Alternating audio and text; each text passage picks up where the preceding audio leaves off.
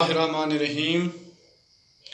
Welcome to students of Boys Higher Secondary School Tarpura, 12th class, subject zoology.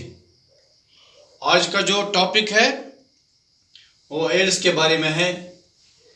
पिछले video में आपने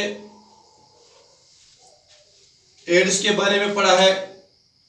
what is about the AIDS immunodeficiency syndrome क्या है और इसका जो ट्रांसमिशन ऑफ एड्स कैसे होता है, ये दो चीज़ें आपने पिछले वीडियो में पढ़े हैं. और जो आज का वीडियो है इसमें आज का वीडियो है incubation period of ads.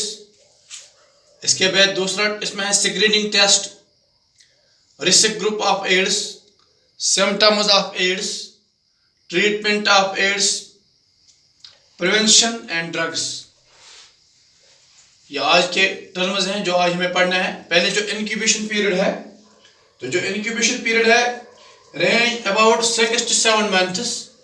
6 to 7 months इसका जो रेंज है. आफ्टर ये पहुंचता है 6 to 7 months up to 6 to 7 years. In incubation period है एड्स का 6 to 7 years with average of 28 months. with average of 28 months के हिसाब से इसका इंक्यूबेशन पीरियड होता है. 6 पे 7 वरी एवरेज 28 months. अब इसका दूसरा है स्क्रीनिंग टेस्ट. इसका कैसे होता है? ये इलिसा जो इसका स्क्रीनिंग टेस्ट है, the antibodies of HIV appearance in the body होती है. तो फिर इसका स्क्रीनिंग टेस्ट है in the body about 1 to 12 month after infection.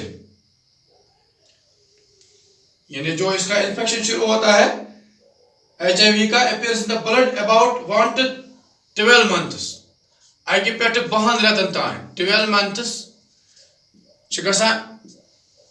ज़ाहिर. After infection, screening test can be performed by detect the antibodies with ELISA test. तो फिर ये डिटेक्ट HIV डिटेक्ट करने के लिए एक टेस्ट होता है जिसको हम ELISA कहते हैं, एंजाइम लिंक्ड इम्यूनोसॉर्बेंट एसे.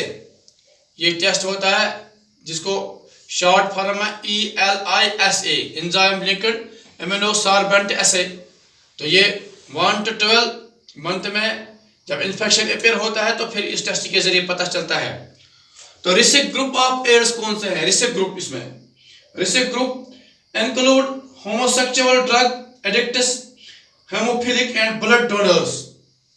जो इसका ज्यादा रिस्क ग्रुप है, एक है होमोसेक्सुअल, अल्लाह बचाए. इन्हें जो डिफरेंट टाइप्स में जो सेक्सुअल इंटरकोर्स होते हैं बहुत यानी अलग जरिए जिससे मना किया गया है. इस्लाम में भी यह है और ये साइंस भी इसका बहुत तरीके से इन्हें पाबंदी भी करता है. इस्लाम में भी ये मना है, ये होमोसेक्सुअलिटी. इसका सबसे ज़्यादा रिस्क इसी में होता है. अक्सर जो यूरोपियन कंट्री में है इसी वजह से ये एड्स ज़्यादा फैला है.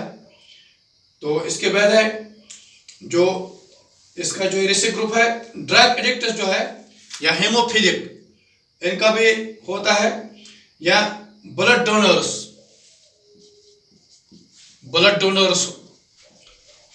इनको भी इनको भी ज़्यादा रिस्क है. इस ग्रुप को भी ज़्यादा रिस्क है. एक होमोसेक्सुअल या हेमोफिलिक और ब्लड डोनर्स को रिस्क का ज़्यादा खतरा रहता है. सिम्टम्स इसके क्या है? AIDS increase the risk of malignant tumor and viral, bacterial and fungal infection. The symptoms include destruction of WBCs, unexplained fever, unexplained loss of appetite and weight. इन्हें इसमें fever, destruction of WBCs, loss of weight, loss of appetite, ये इसके symptoms हैं. night sweatness, enlargement of lymph glands, weakness and body is subjected infectious disease. यानी weakness होगी। इसमें इसके symptoms जो हैं, स्वेटनेस इन द नाइट टाइम, यानी कम गर्मी में भी सर्दियों में भी इसको पसीना आएगा। ये इसके कुछ खास सिम्टम्स हैं।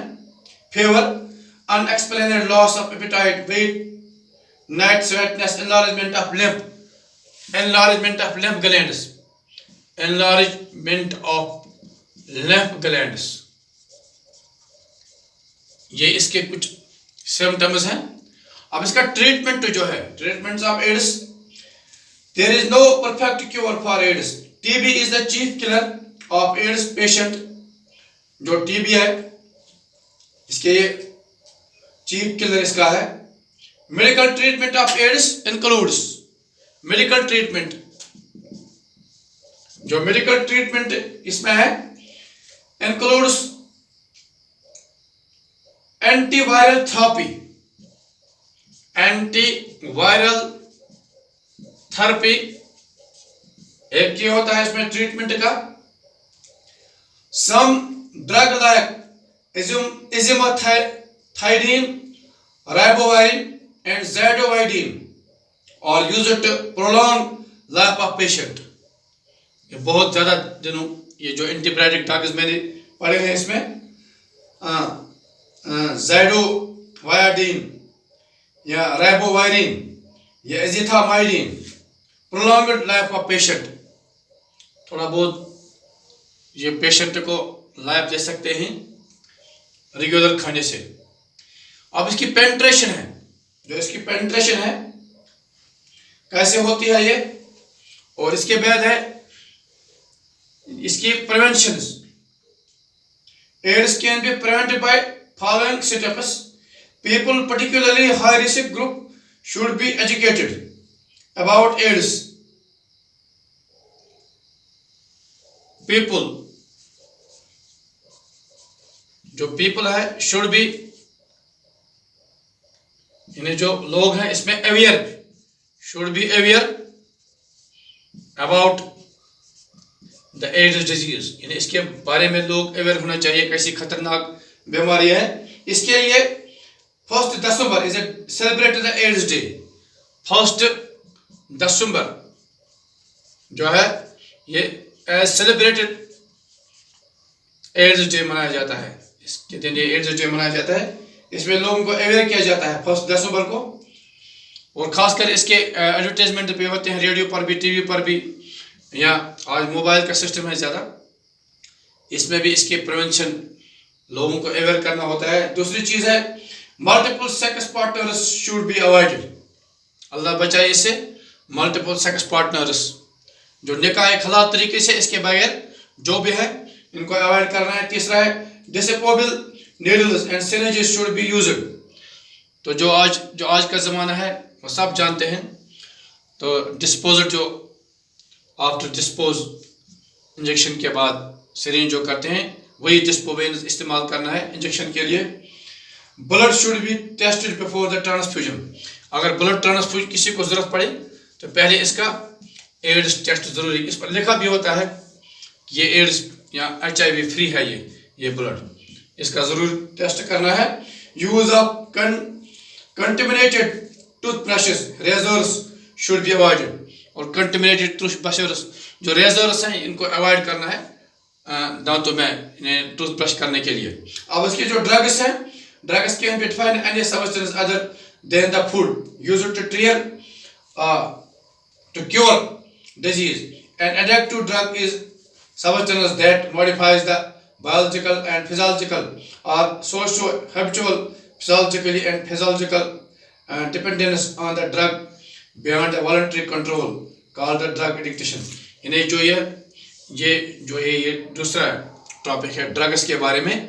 अब जो इसके हैं जो एड्स के बारे में इतना ही आज, यानी जो इंक्यूबेशन पीरियड इसका क्या है, स्क्रीनिंग टेस्ट कैसा होता है, रिस्क ग्रुप कौन सा है, सिम्टम्स इसके क्या हैं, ट्रीटमेंट इसका कैसे ट्रीटमेंट किया जाता है, जैसे मैंने कुछ दवाइयों के नाम, एंटीबायोटिक का नाम बताया है, और इसका प्रिवेंशन क्या है। तो इसका जो इसके बाद जो दूसरा इसमें टॉपिक आएगा वो ड्रग्स के बारे में आएगा। तो आज का वीडियो यहीं पर एकदम हुआ। Thank you. ओके।